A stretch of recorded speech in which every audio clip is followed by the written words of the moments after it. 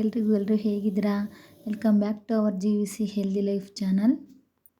Friends, ನಾನಿಲ್ಲಿ ಒಂದು ಟೇಸ್ಟಿಯಾಗಿ ಹಾಗೂ ಈಸಿಯಾಗಿ ಮಾಡುವಂತಹ ಲೆಮನ್ ರೈಸನ್ನು ಯಾವ ರೀತಿಯಾಗಿ ಮಾಡೋದು ಅಂತ ಕ್ವಿಕ್ಕಾಗಿ ತೋರಿಸ್ತೀನಿ ನೋಡಿರಿ. ಈ ಲೆಮನ್ ರೈಸ್ ಮಾಡೋಕ್ಕೆ ನಾನು ಒಗ್ಗರಣೆ ಮಾಡೋಕ್ಕೆ ಒಂದು ಈರುಳ್ಳಿನ ಸಣ್ಣದಾಗಿ ಕಟ್ ಮಾಡಿ ಇಟ್ಕೊಂಡಿದ್ದೀನಿ. ಹಾಗೆ 2 ಹಸಿಮೆಣ್ಸಿನ್ಕಾಯಿನ ಕಟ್ ಮಾಡಿ ಇಟ್ಕೊಂಡಿದ್ದೀನಿ.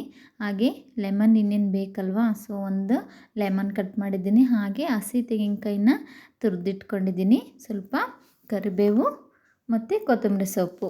ಹಾಗೆ ಒಂದು ಬಾಣಲಿ ಇಟ್ಬಿಟ್ಟು ಅದಕ್ಕೆ ಮಾಮೂಲಿಯಾಗಿ ಒಗ್ಗರಣೆ ಕೊಡ್ತಾಯಿದ್ದೀನಿ.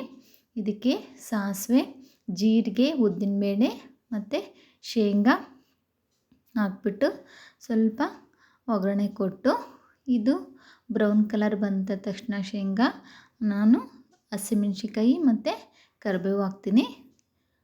ಫಸ್ಟು ಕರಿಬೇವು, ಆಮೇಲೆ ಹಸಿಮೆಣ್ಸಿನ್ಕಾಯಿ ಹಾಕ್ಬಿಟ್ಟು ಇದನ್ನು ಸ್ವಲ್ಪ ಸಿಡಿಯೋವರೆಗೂ ಸ್ವಲ್ಪ ಫ್ರೈ ಮಾಡ್ಕೊಂಡು, ಸ್ವಲ್ಪ ಖಾರ ಎಲ್ಲ ಹೋಗೋವರೆಗೂ ಎಣ್ಣೆಯಲ್ಲಿ ಫ್ರೈ ಮಾಡ್ಕೊಂಡು ಹಸಿಮೆಣ್ಸಿನ್ಕಾಯಿ ನಂತರ ಈರುಳ್ಳಿ ಹಾಕ್ಕೋಬೇಕು.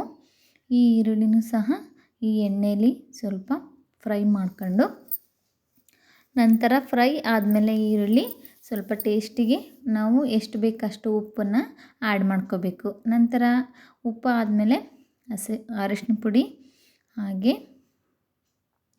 ಕಲರ್ಗೆ ಎಷ್ಟು ಬೇಕೋ ಅಷ್ಟು ಅರಿಶಿನ ಪುಡಿನ ಹಾಕ್ಕೋಬೇಕು.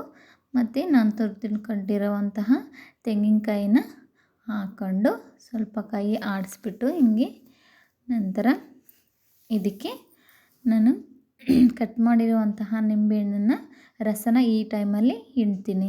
ಯಾಕಂದರೆ ಇವಾಗಲೇ ಹಿಂಡಿದರೆ ಈ ಗೊಜ್ಜಿಗೆ ರಸ ಚೆನ್ನಾಗಿ ಹೊಂದ್ಕೊಳುತ್ತೆ. ಹಾಗಾಗಿ ಮತ್ತು ಇದು ತಡೆಯುತ್ತೆ ಕೂಡ.